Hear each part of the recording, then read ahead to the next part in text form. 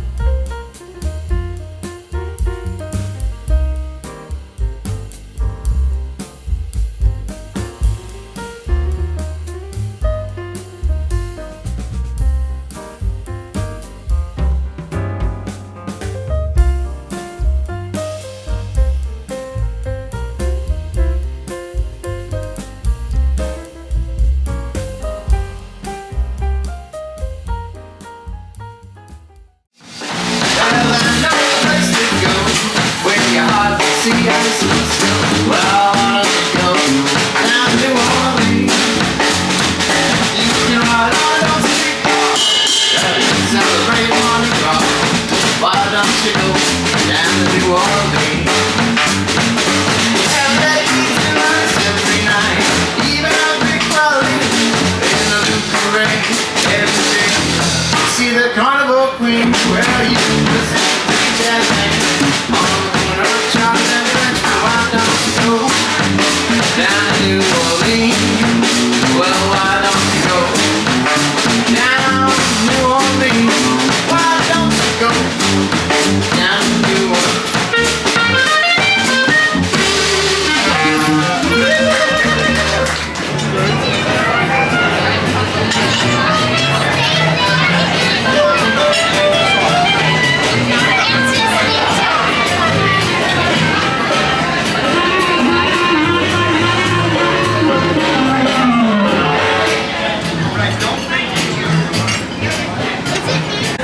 Esse sorvete tá maravilhoso. Aqui, ó, é maçã com canela, quentinho. E o sorvete de vanila. Tá uma delícia. Tá aprovado, Briana? Briana Banana. Where this vessel was built. And she was built as a casino boat for the Rock Island Casino Company. With the New Orleans Steamboat Company, we purchased this vessel a little over 5 years ago. Brought her down here to New Orleans, and we gutted her all out. We took all the slot machines, the casino equipment was removed from the boat. Total renovation work was done on all 4 decks of the vessel. Casino, beautiful building.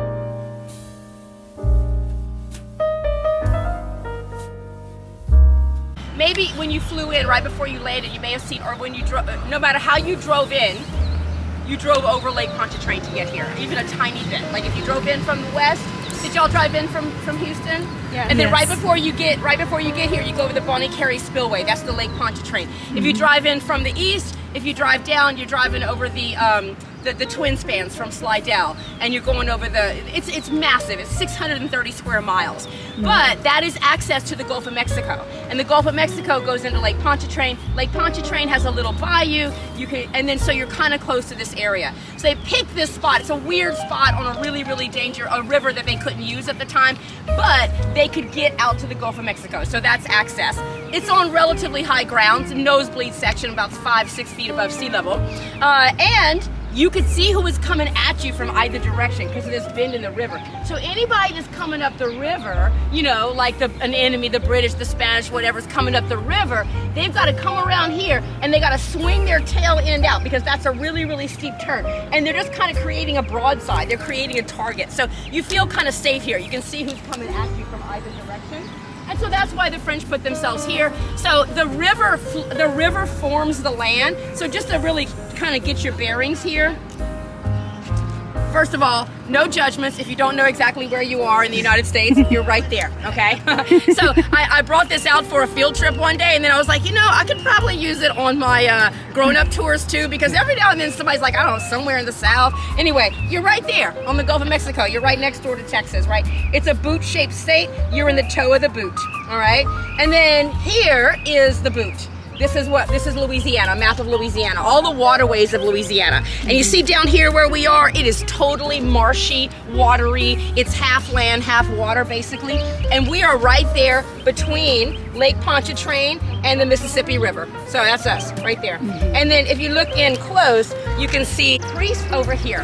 He's like, that's your job. His name was Antonio Sedea. He was a Capuchin monk. It's like, that's your job. You gotta stop the Inquisition in New Orleans. So the guy gets off the boat and he's like, I'm here to do the Inquisition. And the governor's like, Ixnay, man, I don't want the Inquisition. I'm trying to get people to come here. And nobody's gonna come here if they know we have the Inquisition. Like, even if they're really good Catholics, they're still gonna be afraid that you're gonna confiscate their property or something. And so the governor actually had the priest arrested and deported back to Spain. And this is like saying to the king, no, I'm not gonna do what you said. So it's a big deal, And actually the king, Spain reconsidered, and they were like, maybe we're not gonna pursue the Inquisition in the colonies. We're just gonna kind of let it go in the colonies. And did send that priest back a couple of years later. He gets off the boat and the governor's like, no, I told you. And the guy's like, hey, I'm not into that anymore. I'm not an inquisitor anymore. I'm just a regular old priest. And yeah, he was the priest of St. Louis Cathedral for years and years. He's buried under the church. The alley to the right of St. Louis Cathedral is called Père Antoine Alley. It's named for him. But he never, brought up the Inquisition again. However, documents came to light in Spain about 25 years ago that he was always a spy for the Spanish crown. So he would just kind of reporting back to the king, even after we became American, about like seditious activity. So I think that once the king decided in the 1770s, when the king decided, I'm not going to pursue the Inquisition in the colonies, like no Inquisition in the colonies, then it kind of opened the way for people to kind of get in and do their thing. So while we're and you can see that the water is above our heads. So it's not an illusion, it really is above our heads. That levee is always protecting us from flooding. But it didn't used to always be this where they used to hang people. So yeah, so tourism was down at those days. This is much better.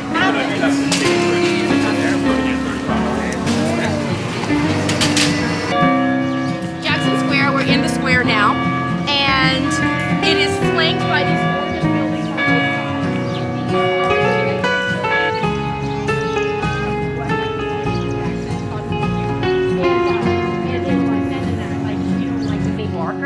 And Danny Barker was an early jazz musician.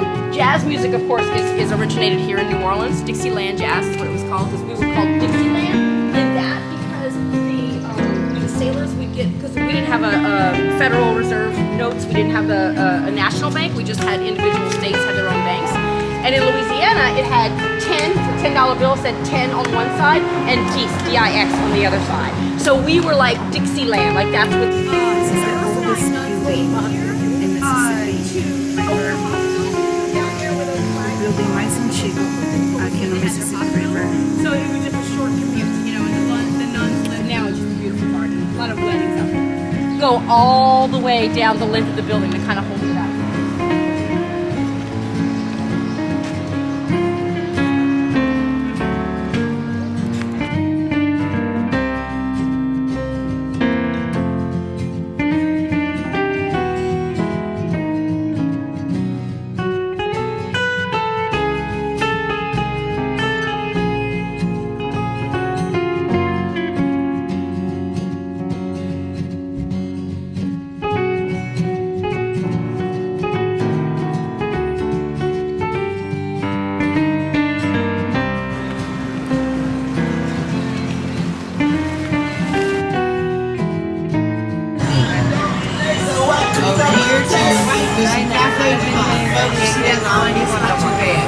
Earlier today was down the block.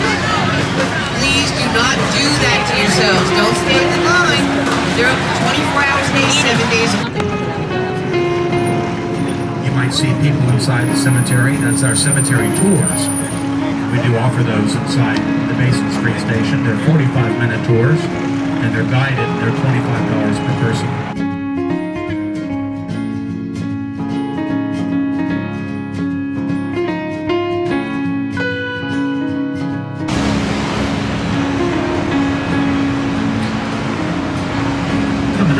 Left-hand side of the block, you'll see some orange artwork.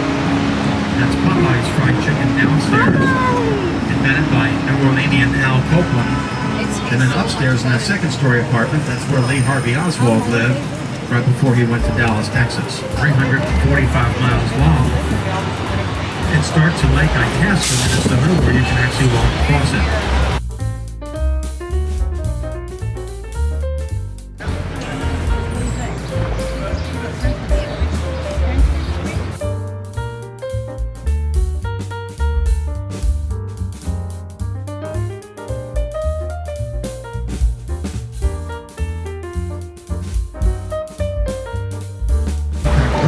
Building.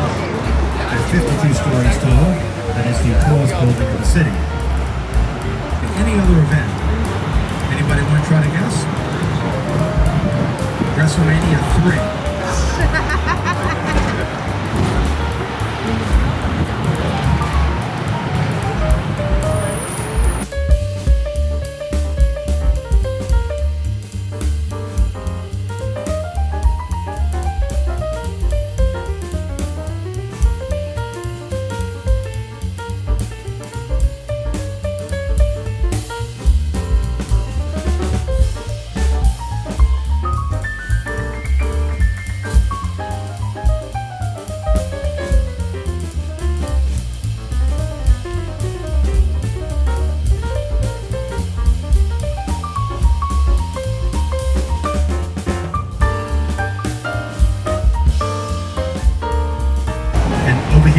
Set back a little bit is New Orleans City Hall.